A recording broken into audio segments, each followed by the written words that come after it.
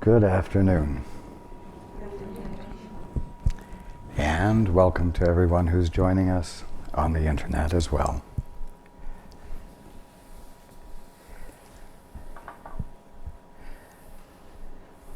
The section we're reading is entitled The Uses of Projection.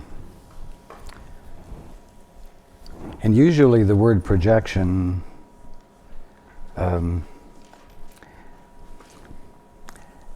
the uses of the word projection tend to have derogatory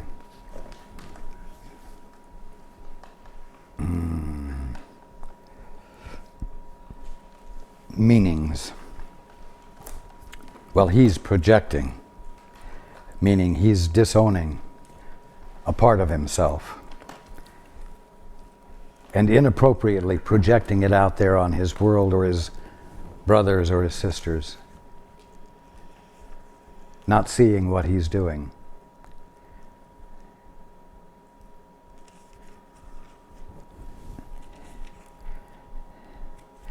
We're going to talk about projection in a non-derogatory, with non-derogatory meanings here. And we'll go right into the book. The ego uses projection only to distort your perception, both of yourself and your brothers. The process begins by excluding something that exists in you, which you do not want, and leads directly to excluding you from your brothers. Of course, the thing in you that you're excluding is your source, your father. But Father, I'd rather see it my way. But Father, I'd rather do it my way. And as we've said, you engaged in an imaginary procedure of getting a bill of divorcement from your father. And when you did that, you found that you became identityless because you were minus that which gave you and gives you your identity. And so, because your identity couldn't truly disappear and you couldn't cease being what you really are, your identity became held in trust for you while you engaged in this fantasy of independence. And it became known as the Holy Spirit. So, all that wasn't and all that isn't included in whatever your current definition of yourself is, whatever is not included in whatever your current definition of yourself is all the rest of you that you have disowned, disengaged from, gotten a bill of divorcement from, and it remains permanently in place as the rest of what you divinely are, right in the middle of you, as the altar to which you are to turn in order to experience the atonement and come home. And it's called the Holy Spirit. And the Holy Spirit is nothing more than your right mind.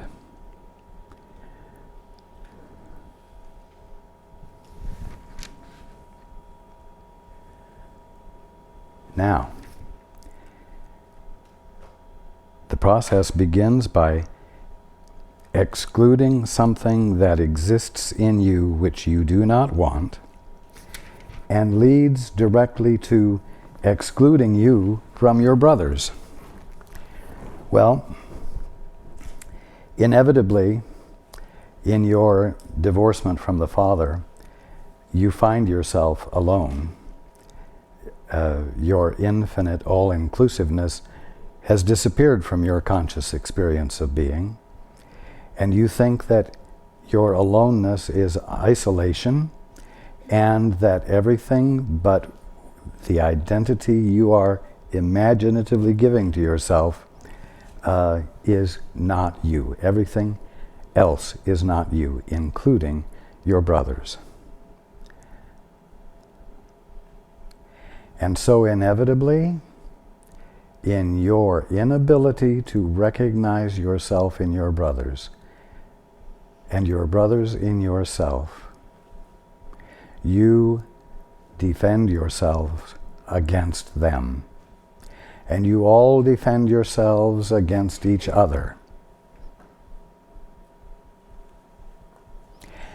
And you even have managed to come to a point where you work together in your self-defense against each other, so that you have a certain degree of harmony through what I'm going to call negative cooperation. It's negative cooperation because it's cooperation based on the precept that you are all different from each other. You are therefore alien to each other. And in recognizing this, you can negotiate agreements so that you don't harm or injure each other too greatly. So your negotiated harmony is itself a defense against the almost absolute belief that you are energizing, that you and everyone else are foreign to each other and therefore incompatible with each other. And that's not real harmony. And that's not real cooperation. That is all of you existing in a fantasy that blinds you to what you divinely are.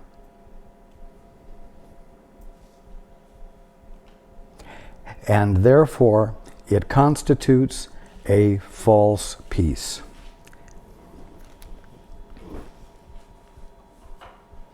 Now, I'm going to be very clear. The whole thing's a pile of shit. The whole concept is crap.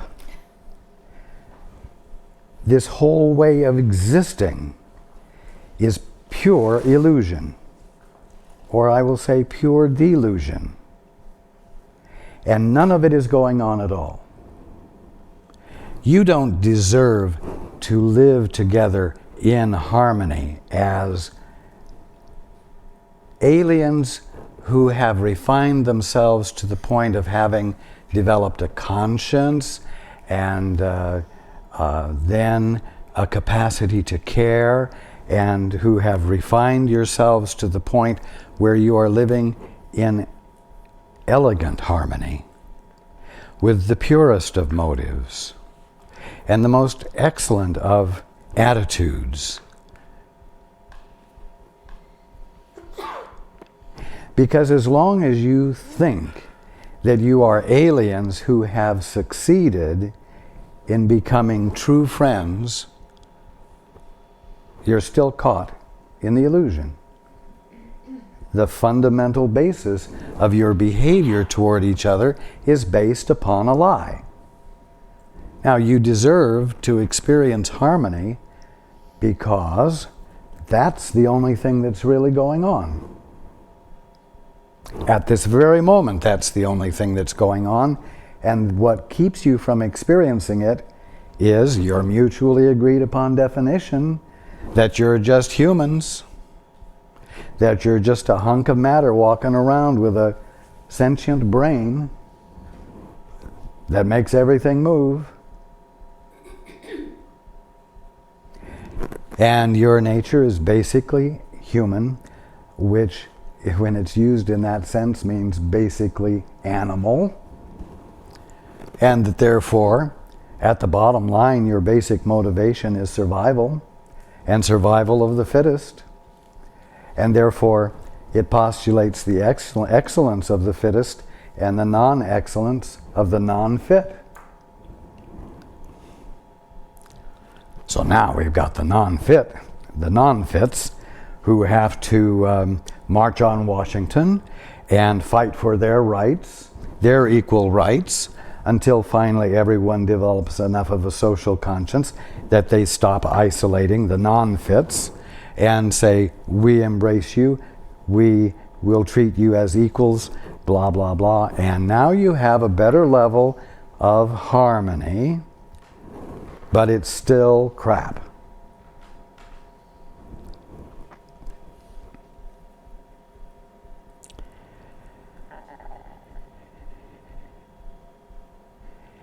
Now are you the sons and daughters of God.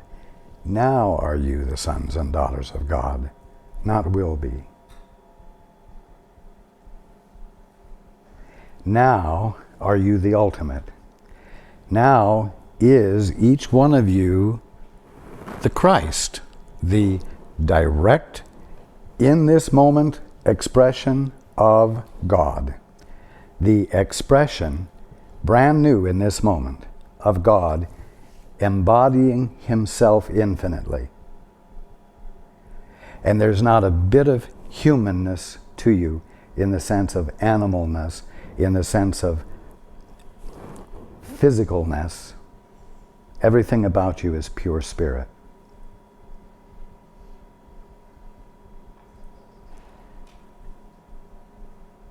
Part of the atonement is the shift in your awareness whereby you come to a realization of your now divinity that has nothing to do with your mutually agreed upon definitions about what everything is. And your purely fantastic, imaginary meanings that you have given yourselves as something independent from your source.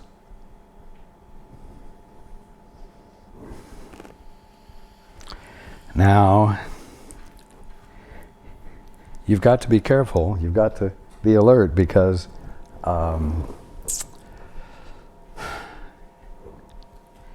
as you begin to reach out to the light, so to speak, as you reach out for inspiration and the influx of enlightenment, and others notice it, you're going to begin to hear them say, the light is coming, the light is coming. Close your eyes, everyone, close your eyes. The light is coming. If you see the light, you will forget how to exist in the dark.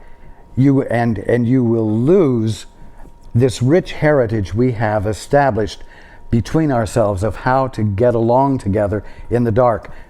The light is coming, the light is coming. Close your eyes, close your eyes. We can't afford to forget how to be together in the dark. We can't afford to abandon the skill that we've developed, the lifetimes of that mankind has had to go through in order to arrive at a reasonable existence in the dark. You must value the past. You must value everything that we have done to manage to get to exist this well in the dark. Don't let it be lost in the light.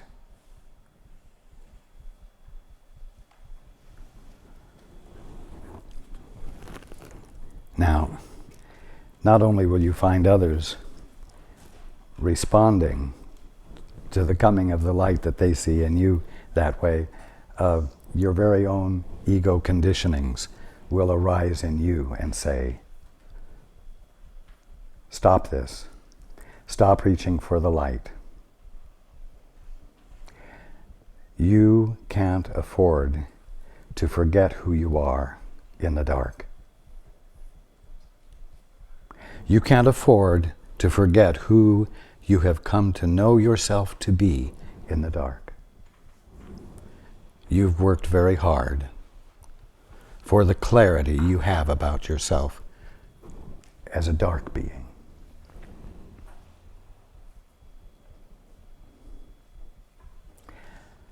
Don't let your best sense of your identity that you are experiencing now be swallowed up in whatever this awareness of yourself will be in the light. Because you know that once the light comes, the darkness will be gone, and your darkness identity will disappear forever. Be sane here. Don't be so radical as to be willing to abandon your identity as a dark being.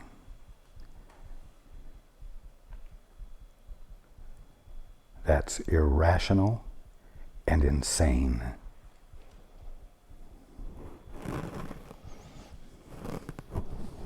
One way or another, that's what all of your egos are doing. Every step forward that you take toward the light, so to speak, is met with reluctance and resistance.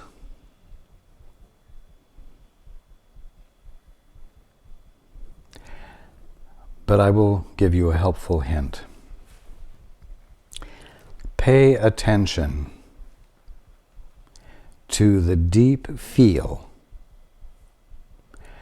of the light, the deep feel of the clarity that is becoming illuminated in you as you persist in turning toward the altar, in turning to the Holy Spirit, in yielding to the Father's will. Pay attention to the deep feeling of the inspiration that comes.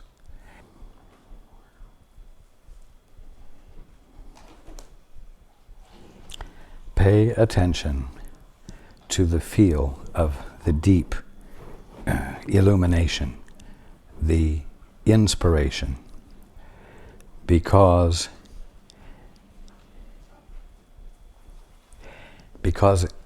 it's not just intellectual information.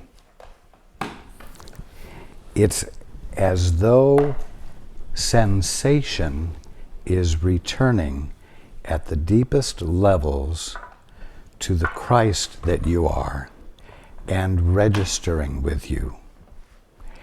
And as a result, there is always accompanying it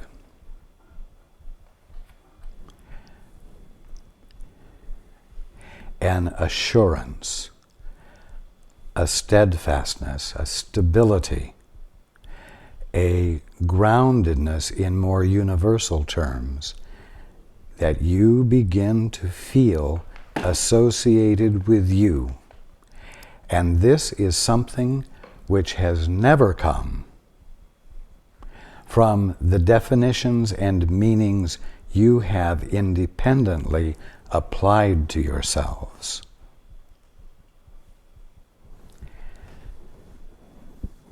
This more universal groundedness includes within itself what can only be described as the courage to violate the definitions you've given to everything, and to violate the insistence of others that you not rock the boat by embracing something that goes beyond the mutually agreed upon definitions.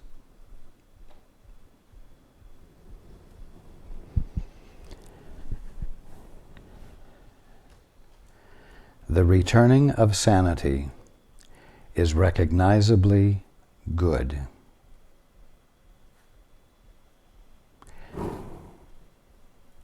Solid.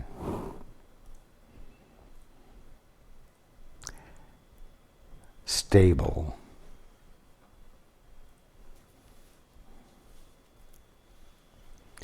Like an infinite rock of Gibraltar. And even though you feel it growing minutely, as though sensation is returning to a small part of you, you can recognize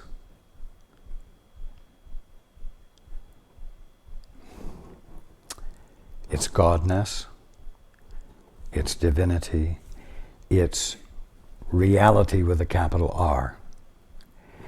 And you need to pay attention to this feeling,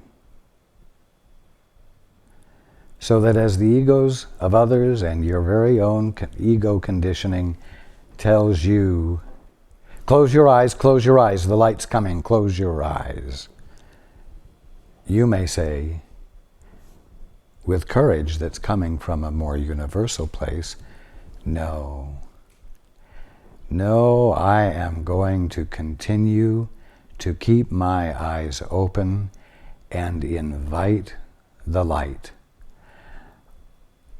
I am going to continue to turn within to the Holy Spirit and inquire of it what truth is, rather than relying upon what all of us together have decided truth is.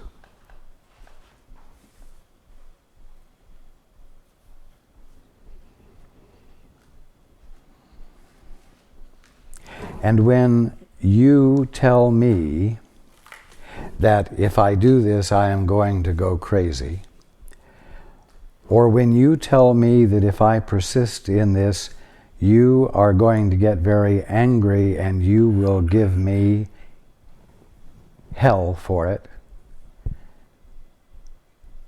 I will persist in keeping my eyes open, because you know what? In spite of what you say, and in spite of the so-called rules that we've all set up by means of our mutually agreed upon definitions, the light that I'm beginning to sense within me as the sensation of my true identity emerging in my awareness, it tells me that the sense of conflict that you are suggesting you will confront me with, or the sense of conflict that you are suggesting I will run into in my mind because I'm on the verge of insanity, is something that only seems to have existence as long as I am refusing to pay attention to this light, this inspiration, this returning deep sensory awareness of my divinity is telling me. I am going to stop using all of the rules we've set up together. I'm going to stop using and relying upon all of the safeguards that we have put in place together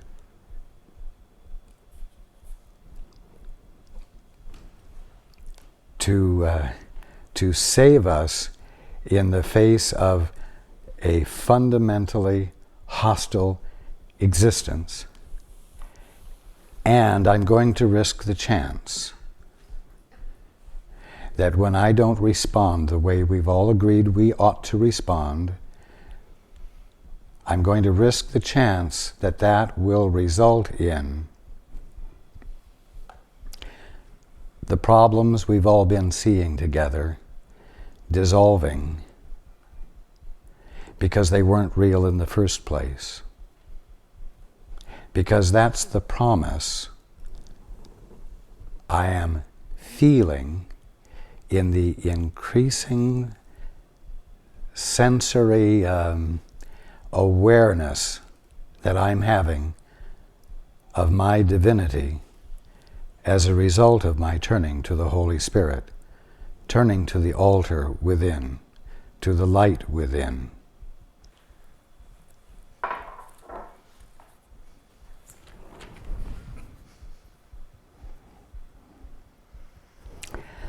So, the use of projection allowed you to dissociate yourself from the Father, and then dissociate yourself from your brothers and sisters, and indeed all of creation. That's what projection did for you. Continuing. We have learned, however, that there is another use of projection. Every ability of the ego has a better counterpart because its abilities are directed by the mind, which has a better capital V voice. You will remember that I have said you are all Christs, believing that you are not the Christ and behaving according to your belief. So now you're behaving as though you're not the Christ, but you're using all of your Christly capacities to do it, because just believing that you're not the Christ doesn't make you cease being what you are. So, it says here, every ability of the ego has a better counterpart because its abilities are directed by the mind. And there's only one mind, whether it's being used well or used poorly. And it's the mind of Christ. It's the Christ mind, which is the only mind any of you are at the moment, whether you're using it constructively or destructively, poorly or well, consciously or unconsciously. Again, every ability of the ego has a better counterpart because its abilities are directed by the mind, which has a better capital V voice. The Holy Spirit, as well as the ego, utilizes projection. But since their goals are opposed, so is the result. So there's a better counterpart to projection of the ego, which all of you frown upon, and that is the projection of the Holy Spirit, which, when you begin to turn toward the altar within and desire to know what truth really is, and you listen, the Holy Spirit provides to you. Why? So that you may look with new eyes at your brother and sister and your world. Well, what does that mean, looking with new eyes? It means sending out new messengers, doesn't it? So that your world might reflect back to you the messengers you're sending.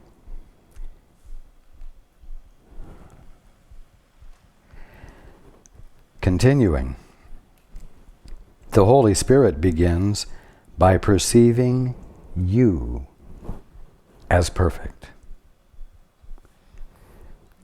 Knowing this perfection is shared, he recognizes it in others, thus strengthening it in both.